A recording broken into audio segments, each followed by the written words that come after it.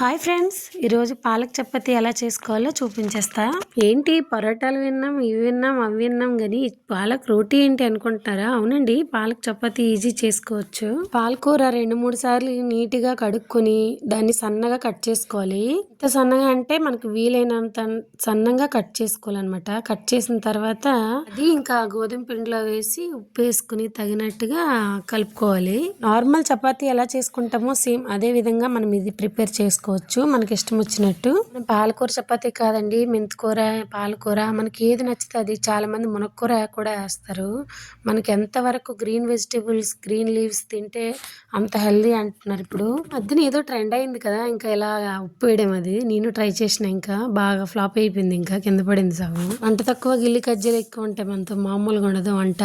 కానీ పర్లేదు, నాకు నేను రేటింగ్ ఇచ్చుకోగలను, నాట్ బ్యాడ్. కానీ నేను వంట చేసిన వంటలు మా పిల్లలకి మా వారికి నచ్చితే చాలు. బాబు, నేను బాగానే వంట చేస్తానా? చాలా బాగా చూసారా, మా బాబు అప్పుడే రేటింగ్ ఇచ్చాడు కానీ నా వంటలు చూడండి ఎలా ఉన్నాయో. ఆ ఉప్పేసే విధానం చూడండి, మామూలుగా వేయలేదు. ఈ యూట్యూబ్ చేయాలన్న ఆలోచన నాకు ఎందుకు వచ్చిందో కానీ నాకే తెలీదు.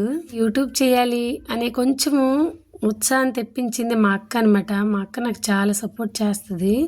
ఫస్ట్ ఏమైతే కానిలే, నీకన్నా ఎవరు బాగా చేస్తారని ఫస్ట్ నా మోటివేటర్ మా అక్క అనమాట. మా ఫ్యామిలీలో నేను ఎక్కువ ఇష్టపడేది మా అక్కనేని. మా అమ్మ కంటే మా అక్కకే నేను ఎక్కువ ఇష్టపడుతాను. ఎందుకంటే వచ్చేసి మా అమ్మకు కూడా ఇష్టపడచ్చు, కానీ ఆమెకు 3 పిల్లలు, కానీ నాకు ఒకటే ఒక ఆప్షన్ మా అక్క అంటే నాకు చాలా ఇష్టము.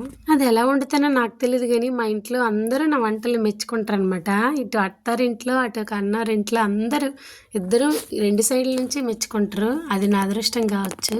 అన్నిటికంటే ఎక్కువ రేటింగ్ ఇచ్చేది మా ఆయన ఎలా రేటింగ్ ఎవరు, అది చాలా ఇంకా హ్యాపీ. మీరు వంట చేస్తే మీ ఫ్యామిలీలో ఇలా ఇష్టపడే వాళ్ళు ఎవరైనా ఉన్నారా? అయితే కామెంట్ చేసేయండి కంపల్సరీగా కామెంట్ చేయండి.